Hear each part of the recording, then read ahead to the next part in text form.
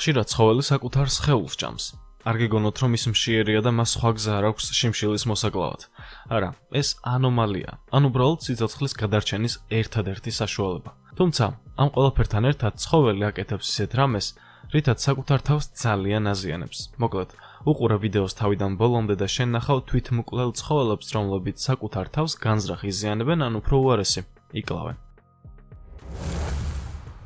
თანამედროვე ინფრასტრუქტურა განსაკუთრებით მოსახერხებელია ადამიანისთვის. რეალურად ეს ყოველივე ხომ იმისთვის იქმნება, რომ ადამიანის ცხოვრება გამარტივდეს. იგივეს ვერ ვიტყვით ცხოველზე. აქ, ჩვენ სამყაროში მოხვედრილი გარეული ცხოველები ხშირად სიცოცხლეს თვითმკვლელობით ასრულებენ და სამწუხარო ისაა, რომ ეს შეიძლება აბსოლუტურად გაუაზრებლად გააკეთონ. აი მაგალითად ეს ირმები. ერთ-ერთი მათგანი სწრაფად კვეთს გზას, რომ გადაურჩეს ავტომობილის დაჯახებას, თუმცა საბოლოოდ ასეთ რაღაცას აკეთებს. ეს სამწუხაროა, თუმცა არცაა გასაკვირი. თვითგადარჩენის ინსტინქტმა მას უბიძგა, რომ რაც შეიძლება სწრაფად მოშორებოდა საფრთხეს, ამ შემთხვევაში ავტომაგისტრალს. შედეგად, მან სიცოცხლე თავისდაუნებურად თვითმკვლელობით დაასრულა. მსოფლიო მონაცემებით საშუალო წელწადში 220,000 ავტოსაგზაო შემთხვევა ხდება ირმების გამო. რა თქმა უნდა, გააჩნია ქვეყანასაც, სადაც უფრო მეტი ირემი ბინადრობს, იქ შემთხვევების უფრო მეტი რაოდენობა. ხშირად შეიძლება იფიქრო, რომ ირემი ყველაზე სულელი არსებაა და ყოველთვის ძვრება იქ, საიდანაც თავს ვეღარ დააღწევს. აქ არ ვსაუბრობთ რქებით სადმე გაჭედვაზე, ეს ისედაც ბუნებრივია. ის მთელი სხეულით იჭედება ვიწრო ადგილზე, საიდანაც თავს ვერ აღწევს და შედეგად იქვე კვდება. თუ კი მას ადამიანმა დროულად არ აღმოუჩინა დახმარება, საბოლოოდ აი ასეთ მდგომარეობაში პოულობენ. თუკი ყველაფერი გასაგებია ირმების შემთხვევაში, რას ვიტყვით მტაცებელ ფრინველზე? წესით ხომ ის უფრო დაკვირვებული და ფრთხილია. რატომ უნდა გააკეთოს მან ისეთი რამ, რაც დაღუპავს? ამ შემთხვევაში შევარდენმა ნამდვილად გამაოცა. მას პატრონი თავს ახვევს ხსნის და ამზადებს სანადიროდ. შევარდენი კი მიფრინავს დიდი სიჩქარით და პირდაპირ სატვირთოს ეჯახება. ის ადგილზე მოკვდა. ამერიკის შეერთებული შტატების მონაცემებით საშუალო წელიწადში ავტომობილზე თუ შენობაზე შეჯახებით 300 მილიონი ფრინველი კვდება. ყველამ ვიცით, რომ ხვლიკები უნიკალური არსებები არიან. ალბათ ყველას გვინახავს ზაფხულში უკუდო ხვლიკი. კუდი მას თავიდან ეზრდება. ეს უნიკალური და გასაოცარი რამეა, მაგრამ რა სიტყვით უფრო დიდ ხვლიკზე. ეს სასტიკი მტაცებელი კომოდოს დრაკონია, იგივე ვარანი, ყველაზე დიდი ხვლიკი ჩვენს პლანეტაზე. შეუძლია ვარანს მსგავსი რამ გაიმეოროს. ზოოპარკებში და ნაციონალურ ნაკრძალებში, სადაც კომოდოს ვარანები ბინადრობენ, ხშირად შეუნიშნავთ მსგავსი რამ. ის საკუთარ კუდს კბენს და პირდაპირ გაგებით იჭამს მას. ველურ ბუნებაში ის ამ მეთოდს მაშინ მიმართავს, როდესაც კუდი ძლიერი მტაცებელი იჭერს, მაგალითად ალიგატორი. მაგრამ პატარა ხვლიკისგან განსხვავებით მას ახალი კუდი აღარ ეზრდება. მას არ აქვს ამის უნარი. ასე რომ, კუდის მოგლეჯვის ან შეჭმის შემთხვევაში, ის უბრალოდ უმეტეს შემთხვევაში კვდება სისხლის დიდი დანაკარგის გამო. გველი. როგორ შეიძლება მოიკლას გველმა თავი? დააკვირდით ამ საშინელ სურათს. ხშირად გველები საკუთარ თავს ჭამენ. ამ გველმა თავისი კუდი გადაყლაპა და ნელ-ნელა საკუთარ თავს ჭამს ცოცხლად. რა მაიძულა გველი საკუთარი კუდი არ ეოდა მსხვერპლში? მეცნიერებმა ეს ფაქტი კარგად შეისწავლეს და გამოიტანეს დასკვნა. მიზეზი ამ ყველაფრისა არის სუნი. თუ კი გველს კუდზე თავისი წინა მსხვერპლის სუნი დარჩა და მან ეს იგრძნო, ის საკუთარი კუდის გადაყლაპვას იწყებს და საბოლოოდ იქამდე არ გაჩერდება, სანამ არ მოკვდება. ხშირად სუნია იმის მიზეზიც, რომ გველი თავს ესხმის საკუთარ კვერცხებს და ანადგურებს მომავალ თაობას. ღორ ირემი. გსმენიათ ასეთი ცხოველის შესახებ. მათ ადგილობრივები ინდონეზიაში ბაბირუსებს ეძახიან. ბაბირუსა ძუძუმწოვარი ცხოველია, ღორისებრთა ოჯახიდან. მათი სხეულის სიგრძე 1 მეტრამდე აღწევს, ხოლო სიმაღლე 80 სანტიმეტრამდე. იწონის 100 კილოგრამამდე. ტახს გრძელი და უკან გადაგრეხილი ეშვები აქვს. ნეზვებს კი მოკლე. გვხვდება ინდონეზიაში და ზოგიერთ მიმდებარე კუნძულზე. ბაბირუსები კოლტებად ცხოვრობენ ჭაობიან ტყეებსა და სანაპირო ჯაგნარში. მეღამური ცხოველია, იკვებება სხვადასხვაგვარი მცენარეებითა და ცხოველებით. სქესობრივ სიმწიფეს დაახლოებით 10 თვეში აღწევს. მაკეობა 4 თვეს გრძელდება. 3 გოჭამდე ყრის, ისინი რძით იკვებებიან. ბაბირუსაზე ნადირობს ადგილობრივი მოსახლეობა და დაახლოებით 10-14 წელი ცოცხლობენ ეს ცხოველები. ალბათ ხვდებით თუ რატომ უწოდებენ მათ ღორ ირემს. სხვა რქებიანი ცხოველებისგან განსხვავებით, მათი რქა სრულიად უსარგებლოა. პირიქით, ზიანის მომტანიც. მათი შუარქა გამუდმებით იზრდება. რაც უფრო ასაკოვანია ცხოველი, მით უფრო დიდია რქა. ხანდაზმულებს რქა პირდაპირ თავში ერჭობათ და ეს პროცესი გაგრძელდება იქამდე სანამ ცხოველი არ მოკვდება. თუკი ცხოვრების მანძილზე ის გადაურჩება სხვადასხვა თავდასხმებს მტაცებელთა მხრიდან ან მონადირეებისგან, მაინც ვერ იცოცხლებს იმდენ ხანს, რამდენიც წესია. როგორც ზემოთ აღვნიშნეთ, როგორც წესი, ის 14 წლამდე ცხოვრობს, თუმცა იშვიათი შემთხვევაა, რომ ამ ცხოველმა აქამდე მიაღწიოს. მისი ძვალი საბოლოოდ თავის ქალას ხრეთს და ტვინამდე აღწევს. ეს კი გარდაუვალი სიკვდილია. გარდა ამისა, ბაბირუსებს ემტერება ადგილობრივი მოსახლეობა. მათზე აქტიური ნადირობა მიმდინარეობს. მათ გემრიელი ხორცი აქვთ, ამიტომაც ეს სახეობა გადაშენების პირასაა. კუს ჯავშანი idეალური დამცველია მტრისგან. ის იმდენად მყარია, რომ მას ვერ კვენს მტაცებელი ცხოველი. ნიანგსაც კი არ შეუძლია ის დაამსხვრიოს. საკმაოდ მოსახერხებელია, როდესაც ასეთი სახლი მუდამ თან დაგაქვს. ჯავშნის გარეშე არაფერია, მაგრამ აღსანიშნავია, რომ ხშირად მათივე ჯავშანი სიკვდილის მიზეზი ხდება. თუკი შემთხვევით გადმობრუნდება, ის დახმარების გარეშე ვერ შეძლებს გასწორებას. თუკი მას არ დაეხმარა ადამიანი, სხვა ცხოველი ან რაიმეს არ მოეჭიდა, ის უბრალოდ შიმშილისგან მოკვდება. აღსანიშნავია, რომ შედარებით პატარა ჯიშებს შეუძლიათ გადმობრუნება, უფრო მარტივად, მაგრამ დიდებისთვის ეს ძალიან რთულია. იცოდით, თუკი ერთი კუ მეორეს გადმოტრიალებულს დაინახავს, ის აუცილებლად მივა მასთან და დაეხმარება. წარმოიდგინეთ, ადამიანებისგან განსხვავებით ისინი არასდროს ტოვებენ ერთმანეთს გასაჭირში. თხები ერთის მხრივ საყვარელი არსებები არიან. ხშირად აგრესიულებიც, თუმცა მათ ერთი ძალიან დიდი სისუსტე გააჩნიათ. საუბრობთ ერთ კონკრეტულ სახეობაზე. ეს სისუსტე მათ ბუნებრივად აქვთ და ხშირად მათი სიკვდილის მიზეზიც ხდება. განსაკუთრებით ველურ ბუნებაში, იმ დროს, როდესაც მას მტაცებელი ესხმის თავს. იცით რა ემართება თხას იმ დროს, როდესაც ძალიან შეეშინდება.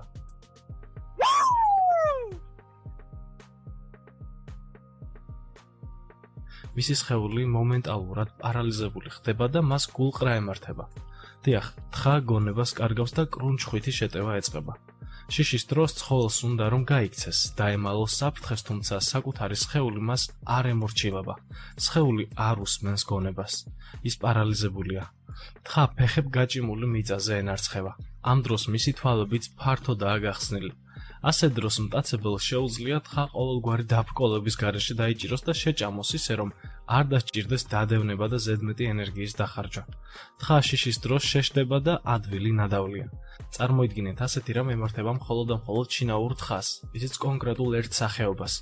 ეს თვისება გარეულ თხებსაც რომ ჰქონდეთ, ალბათ ისინი ძალიან მარტივად დაიხოცებოდნენ. ისინი ხომ დიდ სიმაღლეზე ადიან. თხები კლდეებზე დაძვრებიან და არ ეშინიათ სიმაღლეს. მაგრამ ახლა წარმოიდგინეთ, რა მოხდება თუკი გარეულ თხას გულყრა დაემართება სიმაღლეზე, სადღაც კლდის წვერზე. პარალიზებული თხა დიდი სიმაღლედან ჩამოვარდება და მის გადარჩენას ვერავინ შეძლებს. თუმცა ეს იშვიათი შემთხვევაა და პრაქტიკულად არ ხდება.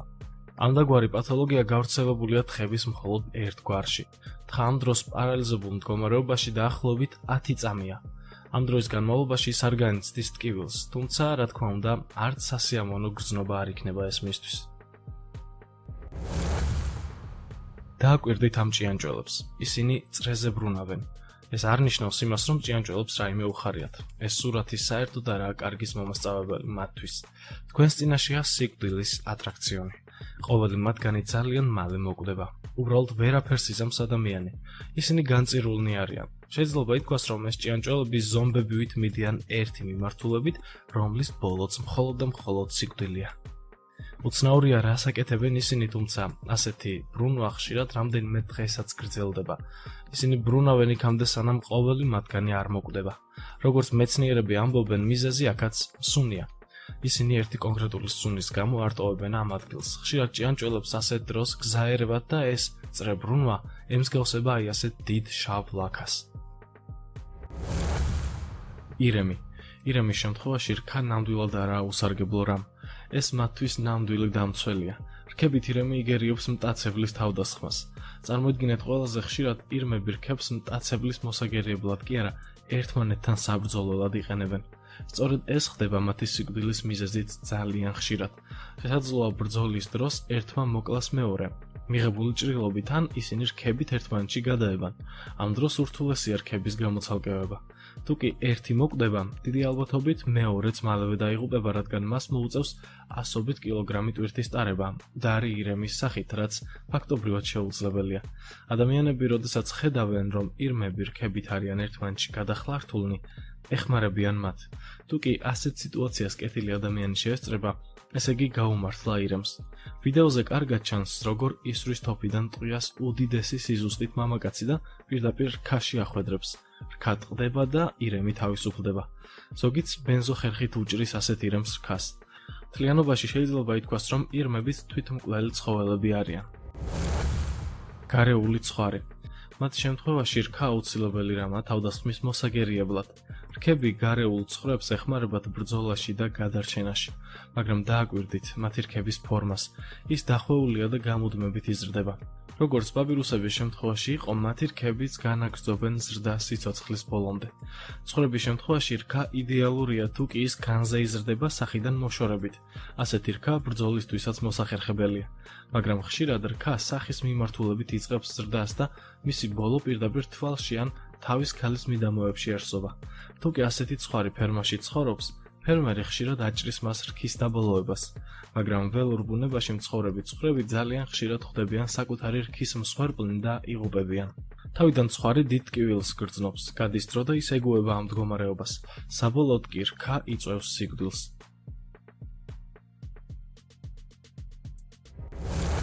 ცხვრები. ძროხები გვაძლევენ რძეს, ქათმები კვერცხს, ხოლო შინაური ცხვრები ძალიან დიდ ბეწვს, რომელსაც მრავალმხრივი დანიშნულება გააჩნია. ეს ერთადერთი შინაური ცხოველია, რომელსაც ველურ ბუნებაში ვერ წარმოიდგენ, რადგან თუ კი მათ დროულად არ შეაჭრი ბეწვს, ის დაემსგავსება ერთ დიდ ბეწვის გორგალს და შეექმნება უდიდესი პრობლემები. გაზრდილი ბეწვი მას მხედველობის არეალსაც კი დაუკეტავს. რა თქმა უნდა, ასეთ ცხვარს არ შეუძლია თითქოს ცხოვრება. პირველ რიგში ბეწვი ძალიან მძიმეა, ხოლო მთავარი მიზეზი იმისა, თუ რატომ არ შეუძლია მას დიდხანს იცოცხლოს, ეს არის საკვების მიღება, რადგან ის ვერ შეძლებს დიდი ბეწვით საკვების მიღებას. გარდა ამისა, ვერ შეამჩნევს მტაცებელს, როდესაც ის მიუახლოვდება. ასევე მათ ბეწვში იბუდებს უამრავი პარაზიტი, რომელიც კანის დაავადებებს იწვევს და შეიძლება სხეულის ლპობაც კი მოხდეს. ცხვარი ვერ დააღწევს თავს ასეთ მდგომარეობას, რომ არა ადამიანის ჩარევა. მას სპეციალური საშუალებით აშორებენ უზარმაზარ ბეწვს. ვირი. ცხვრებს რომ ბეწვს აშორებენ, ეს ყველა მიცის, მაგრამ იცოდით, რომ ვირებსაც სჭირდებათ მოვლა. მათ ჩლიქებს დაახლოებით 2 თვეში ერთხელ უსწორებენ ან ზედმეტ ნაწილებს აჭრიან. წინააღმდეგ შემთხვევაში ჩლიქი იმდენად დიდი გაიზრდება, რომ ვირი ვერ შეძლებს გადაადგილებას. დააკვირდით, რა შეიძლება მოხდეს, თუ კი არ შეუსწორებენ ვირებს ჩლიქებს. ეს უდიდეს დისკომფორტს გამოიწვევს მათში. ჩნდება კითხვა, ველურ ბუნებაში ვინ მოაშორებს ჩლიქებს ვირებს? პასუხი მარტივია. ველურ ბუნებაში თითქმის აღარ დარჩა ვირი. ვირები ადამიანებთან ერთად ცხოვრობენ და ისინი მიჩვეულნი არიან ასეთ ცხოვრებას. მუდამ ზრუნველობას ადამიანთა მხრიდან. აღსანიშნავია, რომ ჩლიქების შესწორებას დიდი გამოცდილება და ცოდნა სჭირდება, რადგან გამოუცდელმა შეიძლება დაუზიანოს ჩლიქი ვირს და სისხლდენად შეიძლება დაეწყოს ცხოველს. ხშირად ზოგიერთი არსება ვერანაირად ვერ ახერხებს გადარჩენას. ზოგიც ისეთია, რომ დაბადებისთანავე განწირულია. მაგალითად, აი ეს ფრინველი, რომელსაც კივი ჰქვია. დიახ, გაგიკვირდებათ და ეს ფრინველია. მას 2 ფეხი აქვს, თხელი ბუმბული, თუმცა არ აქვს ფრთები საერთოდ. ის ხშირად მტაცებლების მსხვერპლია. როგორ უნდა გადარჩეს ველურ ბუნებაში ასეთი დაუცველი არსება? ცნობილია კივის 5 სახეობა, რომელიც გავრცელებულია ახალი ზელანდიის კუნძულებზე. მათი სხეულის წონა მაქსიმუმ 4 კილოგრამს აღწევს. აქვთ გრძელი ნისკარტი, ნისკარტის ფუძესთან დიდი ნესტოები. ერთის მხრივ მათი სახე თაგვის სახეს გავს. ფაფუკი ბუმბული და 4 თითიანი ფეხები აქვთ. კივისნაირნი მორუხო მურა ფერისანი არიან. საჭის ბუმბულები არ გააჩნიათ. აქვთ კარგად განვითარებული სმენა და ყნოსვა. ბინადრობენ ნესტიან, უღრან ტყეებში, ცხოვრობენ წყვილებად, იკვებებიან ჭიებით და მწერებით, მათი ჭუპრებითა და მატლებით. სქესმწიფობას აღწევენ დაახლოებით 5 წლამდე. ეს სახეობა გადაშენების პირასაა, ხოლო ადამიანს შეუძლია დაიცვას ის. როდესაც კივის ანოდიროდ გამოდის ღამე, ხშირად თავად ხდება ნადავლი, რადგან მასზე ძლიერი ესხმის თავს. კივი ვერ დარბის სწრაფად, ვერც დაფრინავს და ზოგადად არანაირი უნარი არ აქვს მტაცებლისგან თავის დასაღწევად. კიდევ ერთი არსება, რომელსაც ნაადრევად სიკვდილი ელოდება, ეს ვირთხაა. ეს მღრღნელები ხშირად იხლართებიან ერთმანეთში კუდებით იმ დონეზე, რომ ვერც ერთი მათგანი ვერ აღწევს თავს და საბოლოოდ შიმშილით იხოცებიან ან თვითონ ხდებიან მტაცებლის მსხვერპლნი. ეს ერთგვარი კოშმარული მოვლენა პირველად შუა საუკუნეებში შეამჩნიეს. როგორ ხდება ეს ყოველივე? როგორც წესი, ვირთხები ერთმანეთს კუდებით ძილში ებმიან. ამას ემატება გამონადენი და საკვების ნარჩენი მათ კუდებზე, რაც ერთგვარი წებოა. როდესაც ვირთხები იღვიძებენ, ცდილობენ თავის დახსნას და თითოეული მათგანი თავისკენ ეკაჩება კუდს. ასე კი ეს კვანძი უფრო მეტად მჭიდროვდება და თავის დახსნა უკვე შეუძლებელი ხდება. აფთარი. ეს არსება არ იკლავს თავს. არც ბრძოლაში ეწირება რომელიმე უფრო ძლიერ მტაცებელს. ამისთვის ის საკმაოდ ჭკვიანია. ეს ცხოველი ხშირად მშობიარობის დროს კვდება, რადგან შინაგან დაზიანებას იღებს. ეწყება შინაგანის სისხლდენა და მისი გადარჩენა უკვე შეუძლებელია. ადამიანები დიდი ხნის მანძილზე მათ ჰერმაფროდიტებად თვლიდნენ, ამბობდნენ, რომ აფთარს ორი სქესი ჰქონდა ერთდროულად, მაგრამ ეს ასე არაა. შემდგომში უკვე მეცნიერებმა დაასკვნეს, რომ არსებობენ მდედრები და მამრები. მდედრი მშობიარობის დროს დიდი საფრთხის ქვეშაა, რადგან ახალ შობილის გაჩენა საკმაოდ ვიწრო არხიდან უწევს. ამიტომაც ხშირია გახევის ფაქტი, რაც საბოლოოდ დედა აფთრის სიკვდილს იწვევს. კოლიბრი. ის საკმაოდ ცნობილი ჩიტია. მისი გასაოცარი უნარები და სისწრაფე მსოფლიოს აოცებს. მასზე ხშირად წერენ, თუმცა მას ძალიან სწრაფი მეტაბოლიზმი გააჩნია. ამიტომაც თუ კი 2-3 საათში ერთხელ ვერ მოახერხებს გამოკვებას, ის შიმშილით მოკვდება. მას 4 საათიც კი არ შეუძლია გაძლოს ისე, რომ არაფერი ჭამოს. ამასთანავე საკვების მოსაპოვებლად მას გამუდმებული მოძრაობა უწევს, რაც უფრო მეტად აჩქარებს მეტაბოლიზმს. ასე რომ ის მუდამ დანაყრებული თუ არ იქნება მოკვდება. გარდა ამისა, კოლიბრი ძალიან პატარა არსებაა, ამიტომაც ძლიერ წვიმასაც კი შეუძლია მისი დაზიანება. არწივი. ბევრ კულტურაში არწივი გაბედულებისა და სიმამაცის სიმბოლოა. სინამდვილეში არწივისთვის ყველაზე რეალური საფრთხე ისევ და ისევ ადამიანია, თუმცა ხშირად მათი სხეულის ნაწილიც ხდება სიკვდილის მიზეზი. არწივისთვის უმნიშვნელოვანესია კლანჭები, რომლითაც ის მსხვერპლს იჭერს. რომ არა ეს ბასრი ნაწილი სხეულისა, ის ვერ ინადირებს და მშიერი მოკვდება. როდესაც გადის წლები და არწივი მოხუცდება, მათი კლანჭები აღარაა ბასრი ან გამრუდებული ხდება. არასწორი მიმართულებით იზრდება და ამის გამო ის ვეღარ ახერხებს ნადირობას. მას აღარ შეუძლია მსხვერპლის დაჭერა. ან თუ კი ის აიყვანს თავისი კლანჭებით მსხვერპლს, შეიძლება მარტივად გაუვარდეს.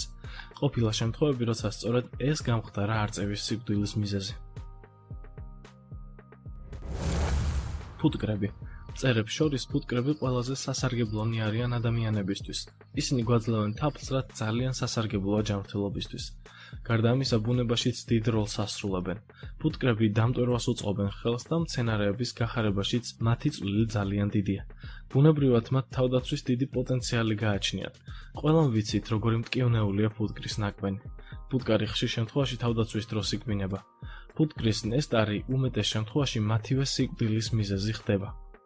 როდესაც თავდაცვის დროს ის ჩაარსობს ადამიანს ნესტარს, ფუტკარი ცდილობს უმალვე დატოვოს ის ადგილი, მაგრამ ადამიანის კანი ხომ მცენარე არაა, რომ ჩარსობილი ნესტარი მარტივად ამოაძროს.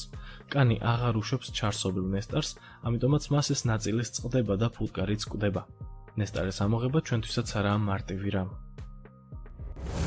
მთლიანობაში ჩვენი ვიდეოც ასე მიიწურა. გმადლობთ, რომ თავიდან ბოლომდე უყურეთ ვიდეოს. აუცილებლად გამოიწერეთ არხი და არასდროს გამოტოვოთ ახალი ვიდეო ჩვენთან. დროებით.